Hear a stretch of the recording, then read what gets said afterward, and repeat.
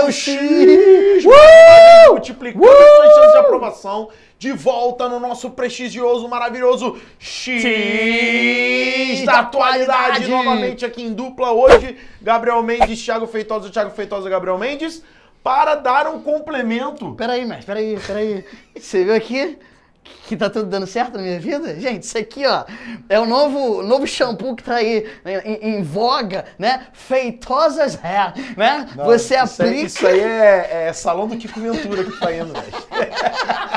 Você aplica e imediatamente seu cabelo fica Na no verdade, pra estilo esconder que ele tá ficando careca, gente. Essa que é a realidade. Gabriel Mendes está encarando a baldness, né?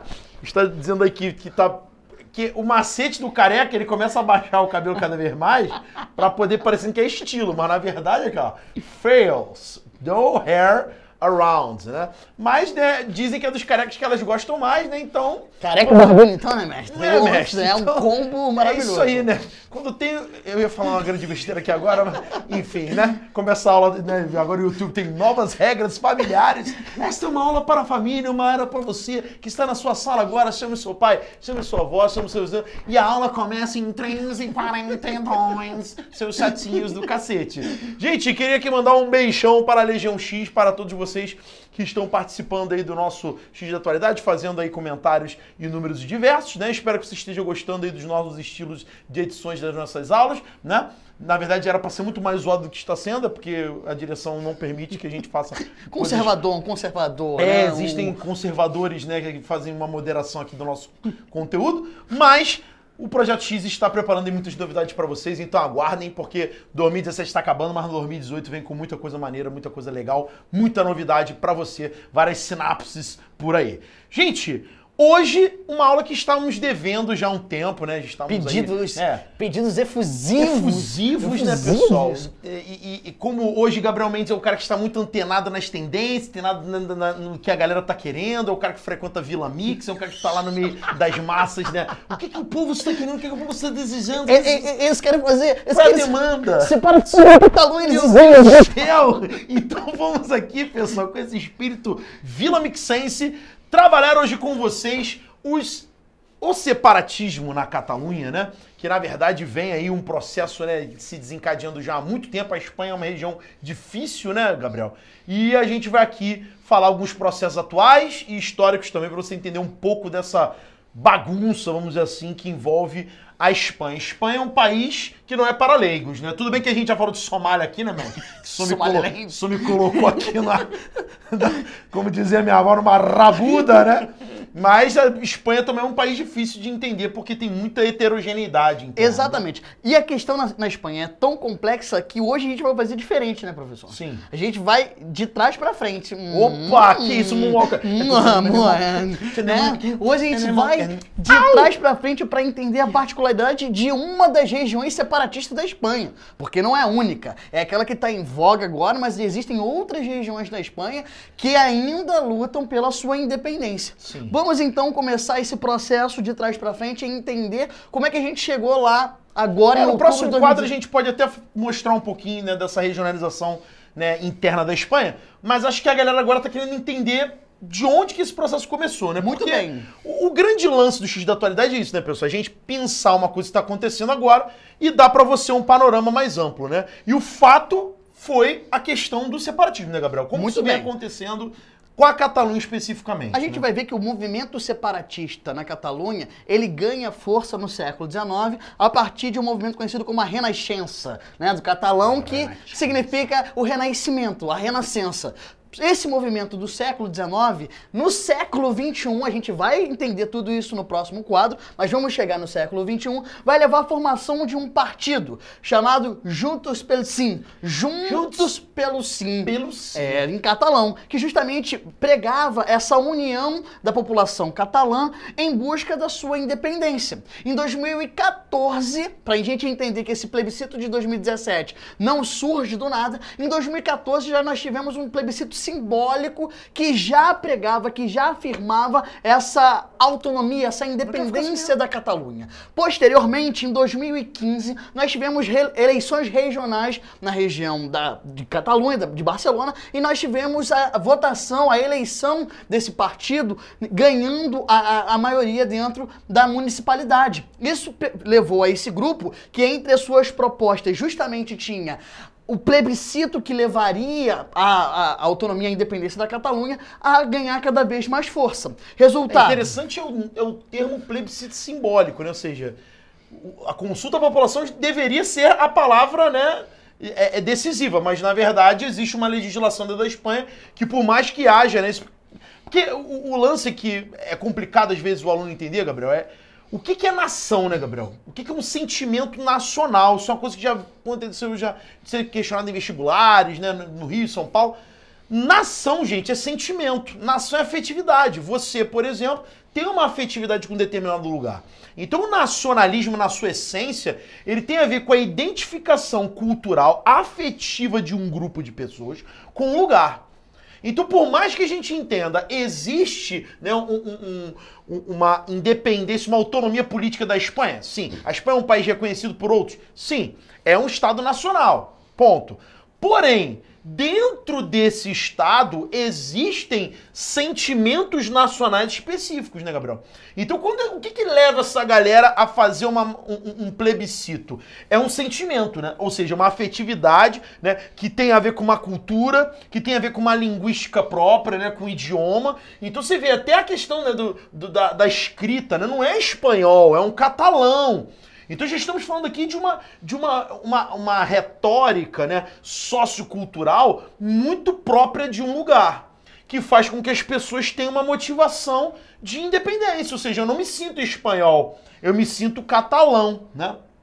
E isso começa a ficar não somente no campo teórico, né? E a partir de 2014 me parece que ganha um campo prático, né? Lembrando, né, além dessa questão ideológica, a nação, a ideia de uma nação dentro de uma nação, a gente tem Barcelona, principalmente, como sendo uma das cidades, a cidade mais rica da Espanha. Sim, sim. Então, existe esse fator econômico que também... A Catalunha é uma região riquíssima. Que é uma das motivações para que esse movimento também ganhe força.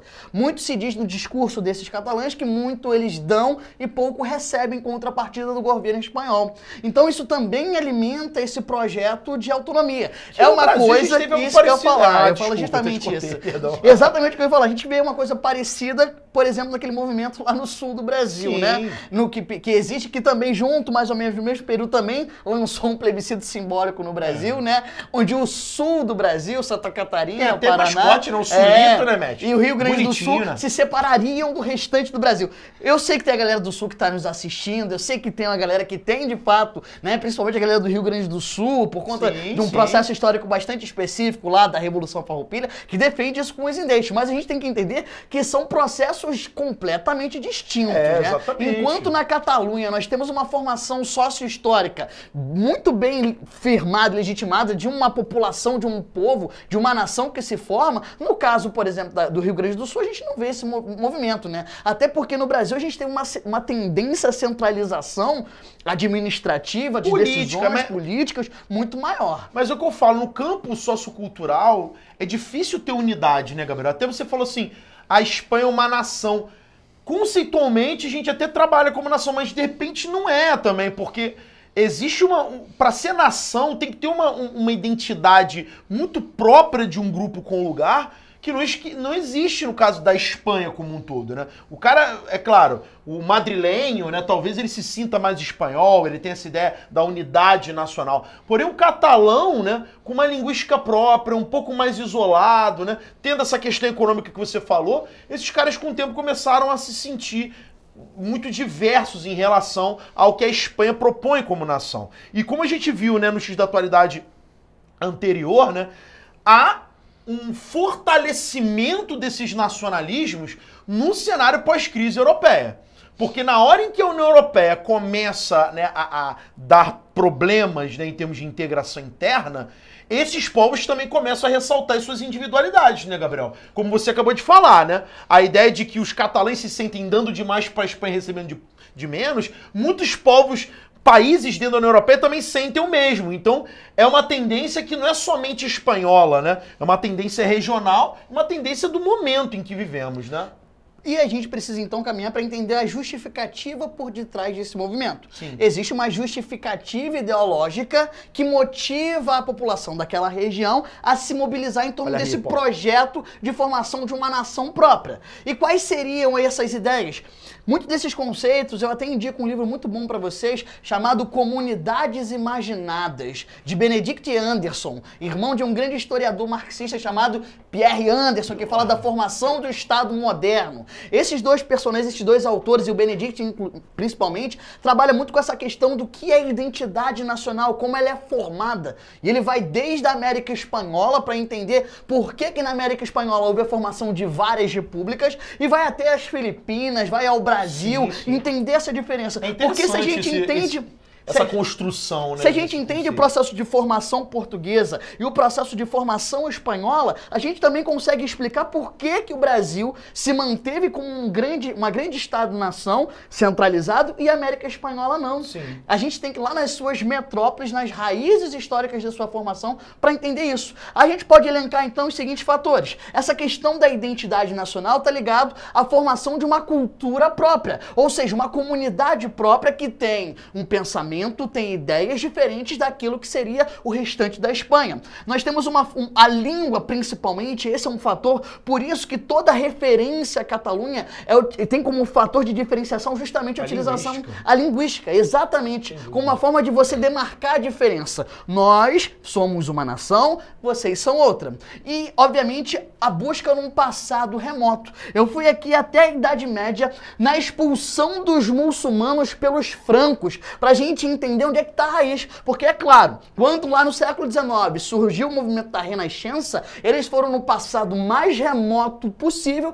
para explicar a formação da Catalunha. Então eles vão até a expulsão dos muçulmanos lá na Idade Média para estabelecer essa diferenciação da formação do Condado de Barcelona, etc., e os seus desdobramentos a partir daí. Porque logo após ali a Reconquista, né, Gabriel, é quando você cria meio que um espaço para que essa sociedade dentro da Espanha possa se consolidar. Só que a gente imaginar que houve uma única Espanha desde o início, isso é ilusório, né? A gente precisa entender que o processo da Reconquista espanhola, dessa região da Península Ibérica como um todo, é um processo longo. Sim. Porque a gente tem que entender que, inclusive, a própria ideia da formação do absolutismo espanhol no século XV, a partir do casamento de Fernando e Isabel, que a gente vai entender um pouco no próximo bloco, também reforçou a questão de uma identidade nacional e a tentativa de uma imposição de um pensamento mais homogêneo. Sim. E a gente vai ver que a reação vai ser justamente o arrefecimento, principalmente desses grupos que defendiam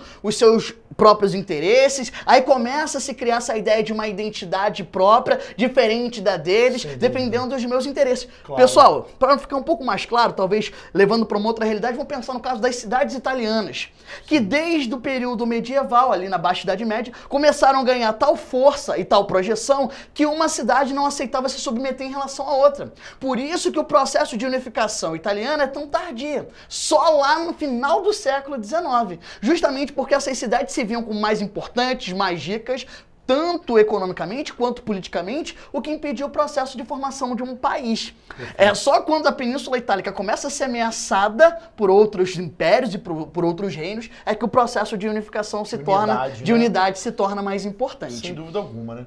E dentro desse contexto, né, a gente percebe a questão da linguística como um fator realmente importante, né? Me lembro sempre dos próprios jogadores do Barcelona, quando se apresentam ao time, que a primeira coisa que eles falam é uma saudação em catalão, né? O Messi, que dá entrevistas, e as TVs espanholas ficam muito bravas com ele, ele dá entrevistas em catalão. Chega a TV de Madrid, faz a pergunta para ele em espanhol, e ele responde em catalão. É claro que os catalães deliram, né? Eles vão, né, ao êxtase, mas isso revela um envolvimento, um engajamento social muito grande em torno da ideia da Catalunha. Catalunha, o próprio segundo uniforme do Barcelona, que é a bandeira da Catalunha, né, ali personificada. Então isso é muito interessante como esse sentimento nacional catalão, diferentemente dos bascos, né, que a gente vai falar daqui a pouquinho, ele foi se nutrindo de uma forma harmônica. A sociedade meio que comprou, né, a ideia da Catalunha. O próprio time do Barcelona é o símbolo, né? Sim, é o grande símbolo embaixador, né? exatamente, da pujança, do poder e, de fato, da força que a Catalunha tem. Então a gente percebe que, de fato, o jogo, o futebol, é muito mais do que o jogo. É muito mais. Principalmente da Espanha. Real Madrid e Barcelona, efetivamente, é muito simbolicamente, é o time da coroa, da unidade, versus o time, né, do separatismo, né? Mas vamos aqui pra gente concluir esse primeiro bloco, Gabriel, entender, então, como que se deu esse processo, né? No dia 1º de outubro de 2017, você teve, né, um plebiscito onde houve uma presença de 43% da população e 90% desses 43% votaram pelo sim, e ali eles autodeterminaram a independência da Catalunha, né? Vamos entender agora, isso. Por que pra galera entender, né? Vamos esmiuçar, o que significa... Existe a independência da Catalunha, mas a Catalunha não foi possível essa independência. Vamos explicar melhor como que aconteceu Vamos entender no segundo bloco e a gente vai esmiuçar isso melhor. Só pra gente entender melhor essa segunda parte aqui. A partir da instauração da Segunda República, foi reconhecido um Estatuto de Autonomia da Catalunha. Então ela pôde, então, desenvolver algumas leis próprias, manter o idioma catalão. O federalismo. Exatamente. Assim, né? Então isso alimentou ainda mais essa possibilidade da autonomia. Dado todo esse processo que a gente explicou aqui, iniciado em 2014, a gente percebe que ali em Barcelona, no condado da Catalunha, a gente tem uma municipalidade própria e quando o referendo ele foi ali lançado pelo Juntos pelo Sim, imediatamente o governo de Madrid, o governo central, reagiu através do seu primeiro-ministro, Mariano Rajoy. Mariano Rajoy, que já disse que o movimento ele era ilegal. E a gente vai entender que é um artigo na Constituição Espanhola que, de fato, impede que esses movimentos nacionalistas tenham legalidade. Portanto, já havia a promessa do governo espanhol de enviar tropas, de enviar uma força militar para evitar que esse referendo se efetivasse. Sim. Mesmo assim, daqueles que faziam parte da municipalidade da Catalunha, 43% da população mesmo total... Mesmo com as dificuldades, 43% A gente viu as cenas na televisão, das pessoas sendo arrastadas de dentro das zonas de votação. Foi uma coisa, né? Senhoras, senhores... Lamentável. Então, e desses 43%, 90% votou pelo sim, ou seja, pela independência da Catalunha. A questão é o seguinte: votamos, plebiscito, a população quer de fato a independência. Significa que no dia seguinte a Catalunha estava independente? Não. Claro que não. Isso deveria passar pelo crivo do governo madrilenho, do governo de Madrid, representando ali o governo da Espanha, que deveria dar o aval pelo fato de ter sido um plebiscito, ou seja, uma consulta popular. O governo de Madrid aceitou o referendo? Não. E a gente sabe que os desdobramentos estão presentes até hoje. Então a gente tem como desdobramento o governo de Madrid apontando o movimento como ilegítimo, né? Deslegitimando o referendo plebiscito que havia sido convocado. Por outro lado, os representantes da Catalunha cada vez mais lançam mão de um discurso que diz, não, a Catalunha vai se tornar independente. Inclusive, acreditava-se que os representantes da Catalunha iam tornar o seu discurso cada vez mais beligerante por conta dessa forte repressão por parte do governo madrilenho. Isso não aconteceu imediatamente, mas a gente vê... O que trouxe uma simpatia para o movimento internacional, né? Justamente, e a gente vai entender, para fechar, por que os representantes da Catalunha não tomam uma postura mais beligerante. A gente tem que entender um conceito que está por detrás de todo esse processo na Catalunha especificamente. É um conceito que a gente chama de nacionalismo liberal de identidade europeia. O que significa isso? A gente sabe que mesmo dentro da Espanha nós temos outros movimentos separatistas que têm uma pegada muito mais... A gente vai falar um pouco melhor sobre eles daqui a pouquinho, mas pra gente entender, né? Que há uma diferença nesse sentido. Há uma diferença. Esse é um movimento que é, sobretudo, um movimento que, como ele quer ali o apoio da população e também dos meios de comunicação, é um movimento que se prega pacifista. E o mais importante, a Catalunha quer se tornar independente, mas ela não quer sair da União Europeia. E isso explica um pouco desse posicionamento um pouco mais conservador por parte dos representantes da Catalunha. A gente vai entender um pouquinho o processo histórico e melhor esse conceito no próximo bloco. Fica aí. Fica aqui, fica aqui.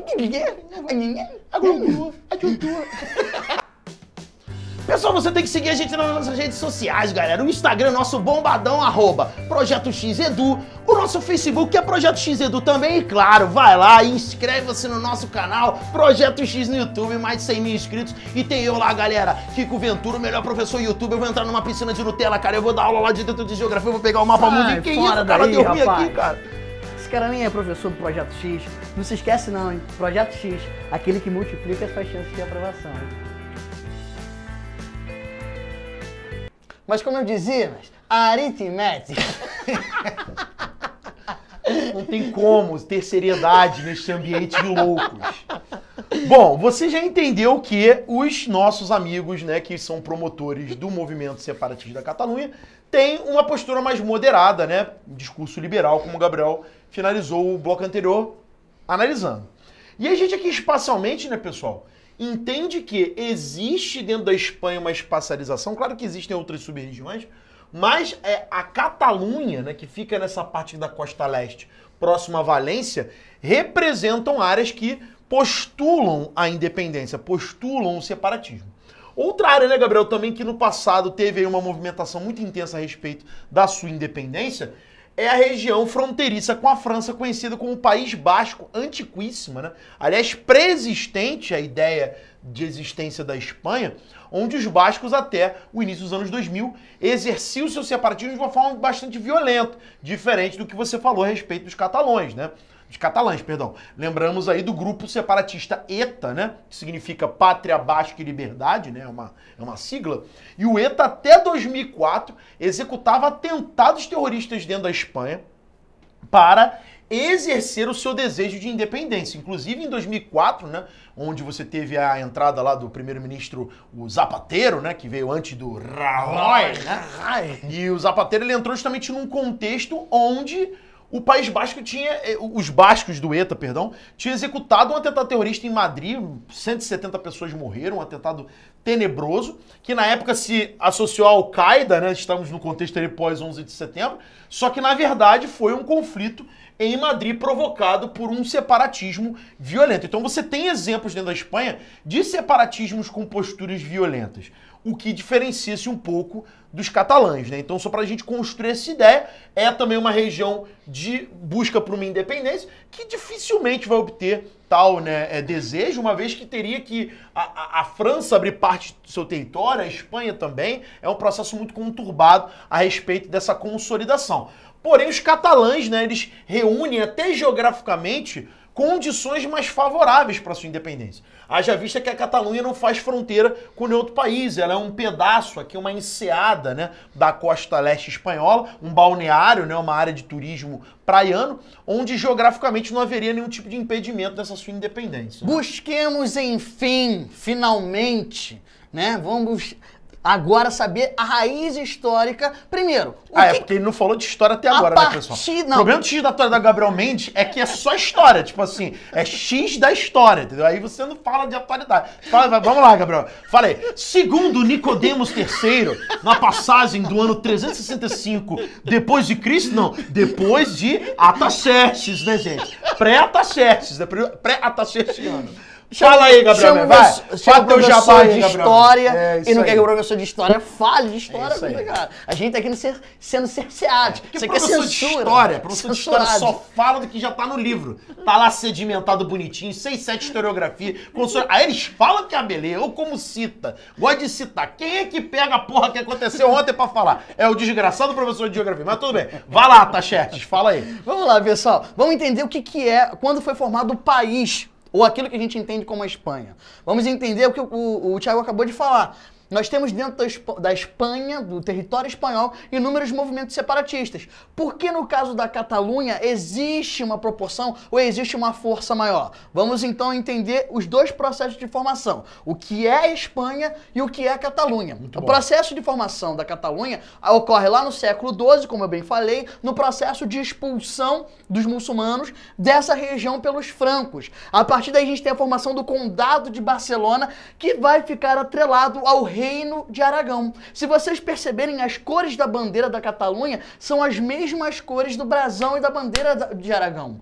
Processo que vai, então, a partir do século XII... Reino de Aragão, que foi um dos reinos, né, lá do casamento que Muito bem, que a gente vai Espanha, ter... né? Exatamente. No ano de 1469, nós temos, então, o casamento dos reis católicos, Fernando de Aragão e Isabel de Castela. A partir daí, a partir de 1469, a gente começa, então, a perceber uma centralização das decisões, lembrando que os dois reinos eram muito fortes, assim como haviam outros reinos, como o reino de Navarra, o reino de Leão, mas esses dois agora passam a se destacar e as decisões políticas passam cada vez mais a se concentrar em Madrid. Ou seja, o Aragão influenciava uma galera do lado dele, a Castela outro, e aí esse pessoal meio que naquele momento aceitou uma integração. E né? por que essa aceitação ocorreu? Porque naquele momento parte da região da Espanha ainda era dominado pelos muçulmanos, que só foram expulsos no ano de 1492 da região de Granada. Opa, então peraí. Um povo estrangeiro presente numa terra desperta o nascimento de um movimento nacionalista. Isso é muito vivo na atualidade, hein, gente? Porque você pode ter a questão de prova, de repente, fazendo essas analogias, e o que o Gabriel falou é muito importante. Ou seja, a galera meio que abdicou, Gabriel, né, das suas individualidades em prol de um pensamento nacional, porque queriam expulsar um elemento indesejável. E se formos analisar hoje, na Europa, a xenofobia é muito forte, né? A aversão ao estrangeiro faz com que esses sentimentos nacionalistas ganhem muita força também. Então a gente percebe que o nacionalismo, ele tem muito... ele ganha muito viço, né? Muita força quando existe uma ameaça externa, digamos assim, né? Resultado, o processo, a partir de 1492, nós temos efetivamente o processo de ampliação do Império Espanhol, que se tornará no século XVI o maior império da Terra, Poderosíssimo, né? Frota naval, exatamente, da famosa Invencível Armada. Filipe Império... II, mestre? Exatamente. Eu lembro disso, mas sabe por que eu lembro disso, mestre? Eu lembro disso por causa de um dos programas mais importantes da história da televisão brasileira. Show do Milhão. Show do Milhão. Show do Milhão, o cara perdeu 500 mil reais, perdeu 1 milhão a vez, porque fala da Invencível Armada, e aí falou o gabarito Inglaterra, mas não era. Era da Espanha, só que depois vai ser vencida pela Inglaterra. Porra! Sei Por tudo ninguém história. mais, nada menos que ela, Rainha Elizabeth, Rainha Virgem. A Virgem, né? né? Vamos lá então, pessoal. Resultado. O fato é que esse processo levou a fortalecimento, por isso que nessa época a gente fala sobre a formação do absolutismo espanhol. O que impedia que esses nacionalismos locais ganhassem força. Quando é que isso volta Porrada à tona? cantava, ninguém exercia nada, né? Ficava quietinho, né? Exatamente. Quando volta à tona? Justamente quando o último rei da dinastia dos Habsburgos morre lá em 1702. A partir daí a gente vai ter a famosa Guerra de Sucessão Espanhola, entre 1702 e 1714, amigo. A porradaria canta para ver quem assumiria o trono espanhol. Disputa entre os franco-espanhóis contra os austríacos, para ver quem de fato dominaria o reino ali da Espanha. Resultado disso, quem vai assumir vai ser um Bourbon, uma das grandes dinastias europeias, que a partir daí passa a ter um controle, novamente, passa a ter um papel proeminente, lembrando que o século XVIII já é um século de decadência do Império Espanhol, e justamente esses nacionalismos, mais uma vez, tomam força. O tempo passa, século XIX, como a gente bem sabe nas nossas aulas de história, o século do nacionalismo. Justamente aquele movimento que a gente conhece como a Renascença ganha força. Nós temos 3 guerras civis ao longo do século XIX, entre os liberais e os conservadores, entre aqueles que defendiam a monarquia e aqueles que defendem um projeto alternativo, liberal. Neste momento, mais uma vez, esse nacionalismo catalão vem à tona. E aí, a partir daí, a gente tem, obviamente, a estrutura da primeira, que vai ser a Primeira República, até que no século XX nós temos mais uma vez um enfrentamento entre os chamados carlistas e os chamados conservadores, os chamados liberais. Entre os liberais e os conservadores, desculpa. Até que assume, na década de 30, ali, por volta de 1936, nada mais, nada menos do que Francisco Franco. Aquele garoto bonzinho, menino fofo. Muito bem, que durante a Guerra Civil, no qual ele sai vitorioso, ele impõe o seu projeto de ultranacionalismo, como a gente bem sabe, dentro daquela estrutura do fascismo que a gente estuda lá com o Mussolini na Itália, com o Hitler na Alemanha, e esses nacionalismos locais são sufocados.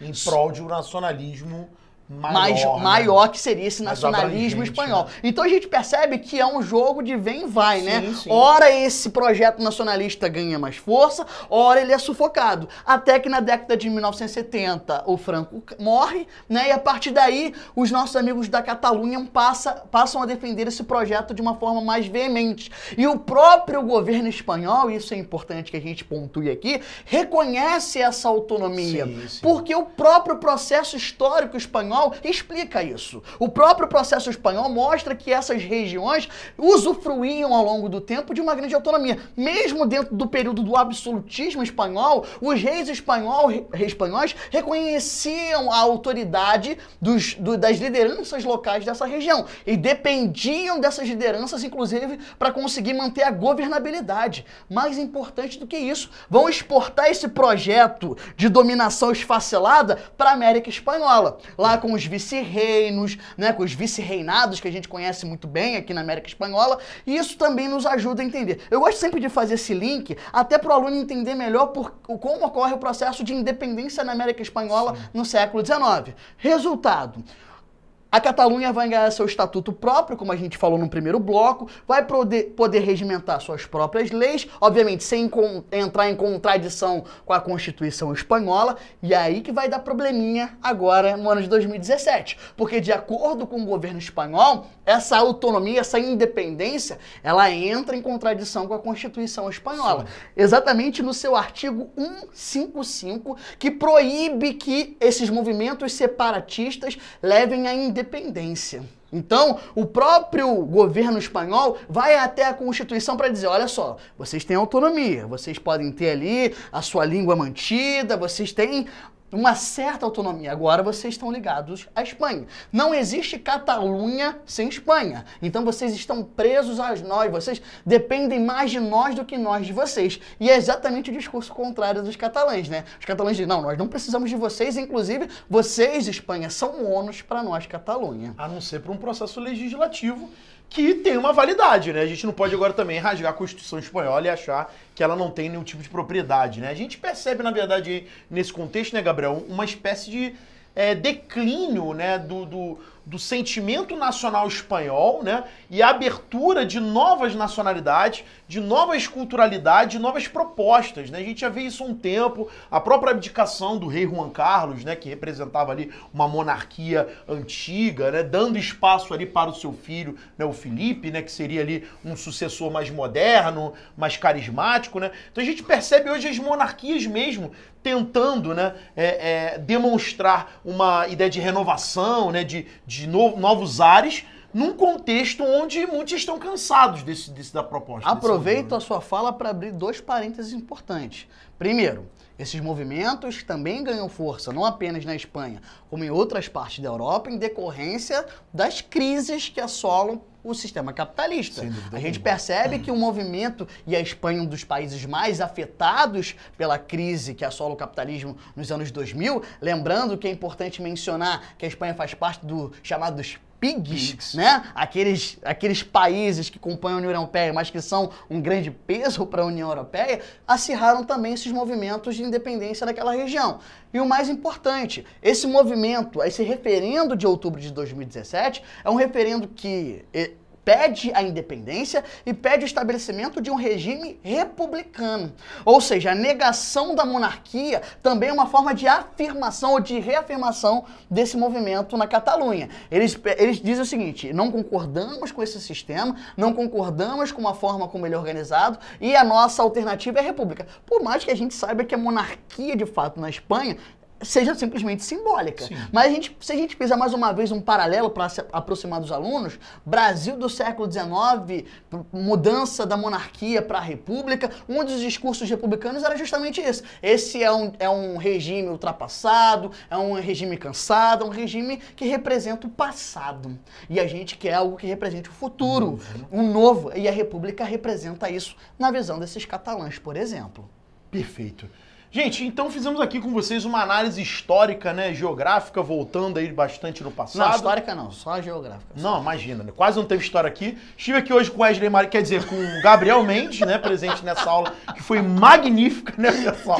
Espero que vocês tenham gostado, ok? A gente tentou aqui trazer para vocês pormenores aí que a mídia normalmente não relata, para justamente compreender esses fenômenos do hoje, né, que sempre tem vínculo com o passado, aliás, tem muito mais de passado do que de presente, ok? Gente, o X da Atualidade continua esse ano ainda, ok? Tem muita novidade por aí, como eu falei no bloco anterior, beleza? Estamos aí com uma programação nova, queria chamar a atenção aí da galera para poder assistir os videozinhos aqui, pessoal do Rio de Janeiro, das literaturas da UERJ, ok? Estamos aí com obras sendo analisadas pelo mestre Douglas Knupp, então é válido para você que vai fazer vestibular aqui no Rio de Janeiro e para você que é apreciador de literatura de uma forma geral, venha conosco aqui no Projeto X para multiplicar. Não se esqueçam de se inscrever, de curtir, né? Aqui embaixo, na descrição, colocaremos as nossas redes sociais aí, né? Do Projeto X para vocês. Siga a gente no Instagram, nosso Instagram lá, Projeto X Edu. Queremos que vocês, né, nos curtam lá e nos sigam também. O nosso Facebook, por acaso, quem não está ainda ligado à nossa rede social, né, maior, né? Entre lá também, né? E aqui, se você está visitando o nosso canal e ainda não se inscreveu, queremos que você se inscreva e receba nossas atualizações. Não esquece de ativar lá o sininho, pessoal, para toda vez que tiver vídeo do Projeto X novo, você receber a atualizaçãozinha nova aí. E eu e o Wesley, quer dizer, eu e o Gabriel, sempre estaremos aqui com você no nosso maravilhoso X da Atualidade! Valeu!